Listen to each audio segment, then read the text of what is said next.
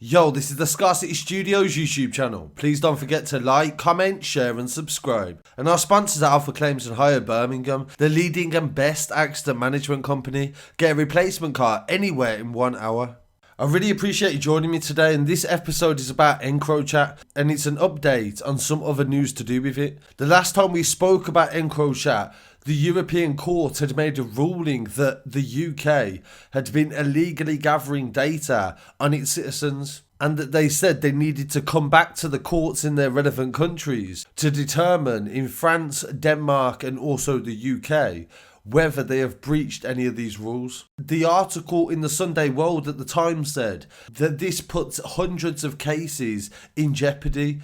And one of these cases was the story of Michael O'Loughlin, who was arrested in Galway on firearm possession charges and conspiracy for drug offences. He was originally convicted for being part of an organised crime gang. The judgment found that UK, French and Belgian police had used mass surveillance and did not respect privacy, and it opened the floodgates to sentence appeals on hundreds of cases. But it seems since we have officially left the EU now, that the UK has not stopped arresting and convicting people based on Encrochat messages.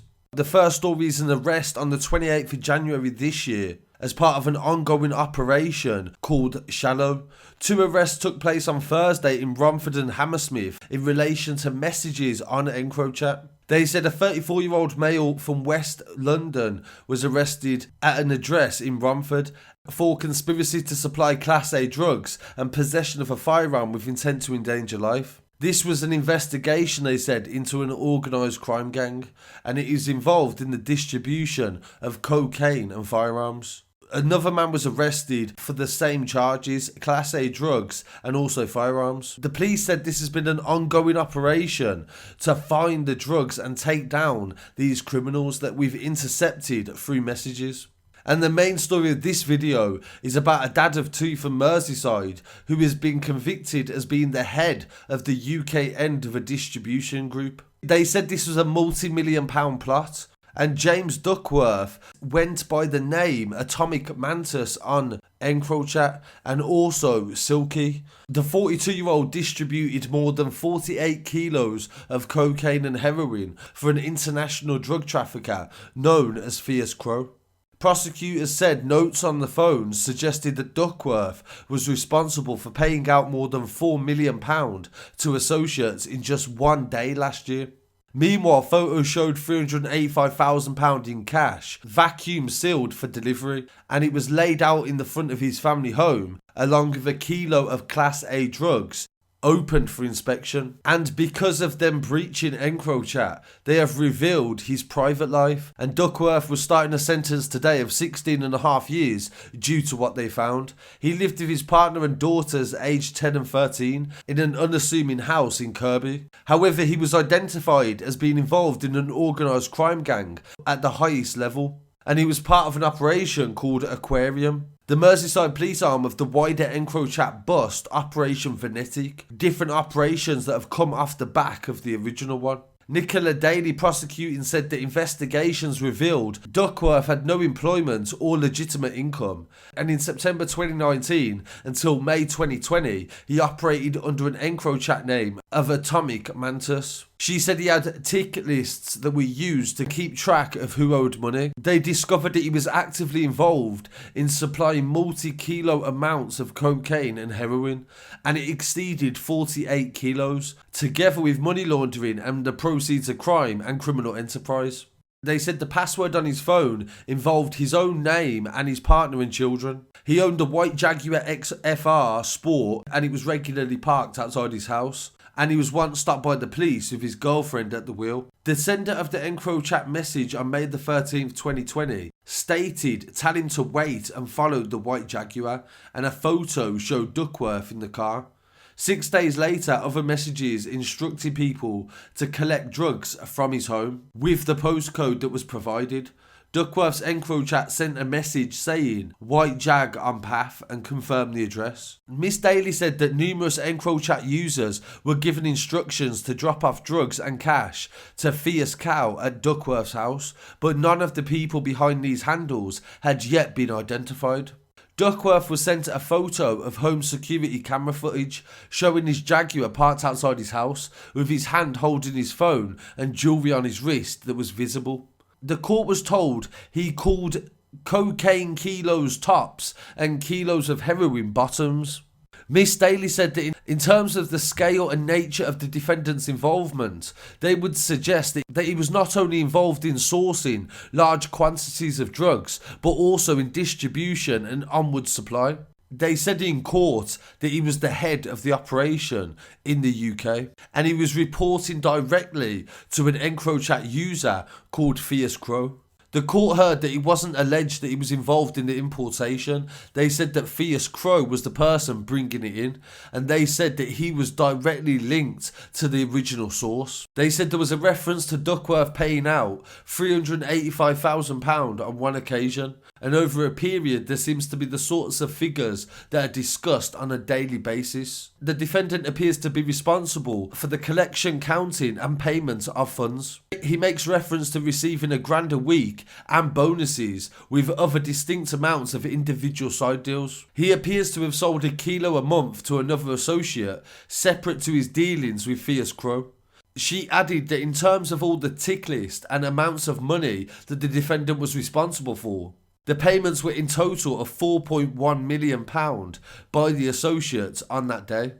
Police raided his home on June 18th, 2020, and they seized thousands of pounds in cash, and the total figure was not given in court. They also said they found a cash counting machine in the dining area that matched photos of the Encrochat device with cash being counted and bundled up £25,000. Police returned to arrest him on November the 3rd, and they found digital scales with traces of cocaine, mobile phones, vacuum sealing machine, a laminator machine, gloves, and a large bag of caffeine. Miss Daly said he appears to be someone who was trying to avoid detection and somewhat became suspicious of any bugging devices in his home. Officers also found a Rolex watch and gold bracelet that he was shown to have been wearing in photographs. Duckworth said no comment in any of his interviews and admitted 2 counts of conspiracy to supply Class A drugs and possessing criminal property.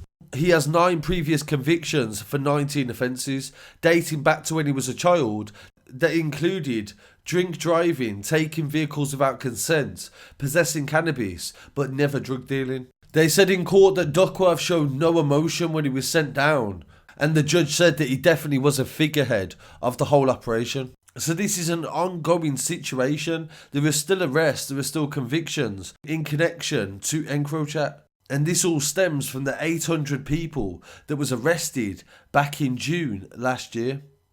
So I really want to hear what people have to say on these stories. Please don't forget to like, comment, share and subscribe. And I'll be back again very shortly with some more news. Peace. Team that has been successful due to the exemplary European cooperation of both law enforcement and prosecution. The results are impressive, and those results will now be shared with you by the French and Dutch authorities and also by Europol and Eurojust. The floor is for the first speaker, Mrs. Carole Etienne.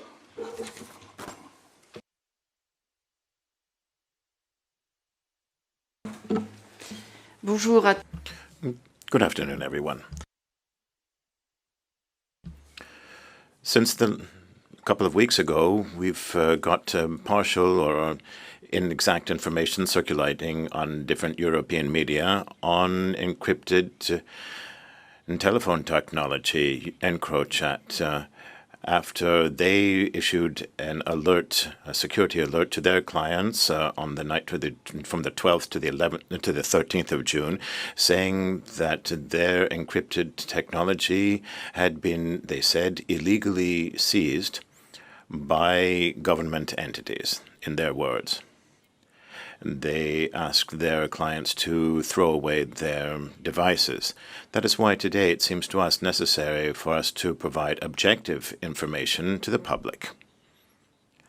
We would like to stress that our action was not in any way illegal. It was the result of a judicial investigation led by the Public Prosecutor's Office in Lille, an investigation which was opened after a number of seizures of proceeds from international criminal organizations based in Lille. It seems that these encrypted telephone devices and technology were used by clients at very high prices because they promised anonymity and complete secrecy to their users. So their users were promised complete anonymity, complete discretion, and privacy, and they were told that the telephones would not be able to be detected or traceable by any means. This investigation was undertaken by the National Gendarmerie, particularly its Digital Crime Investigations Unit, trying to dismantle criminal organizations and to take down criminal technology, which was very difficult to detect. They did manage to identify a digital encrypted technology which had been distributed under the brand name Encrochat, which was used by criminal organizations. The technical investigations which were undertaken by the gendarmerie officials in a coordinated manner allowed them to see that that encrypted technology solution, which had not been officially declared in France, had been used via servers based in France for an international clientele. The investigation allowed data to be collected on the technical operation of that solution, which led to the placement of a device which allowed them to follow the conversations using those phones. After much research, the analysis of the information that they seized gave them information on broad-scale criminal activities, lots of narcotics and arms trafficking, as well as money laundering activities. They exchanged with their authorities in other countries as well, which allowed them to confirm that information. And then they set up a joint investigation team.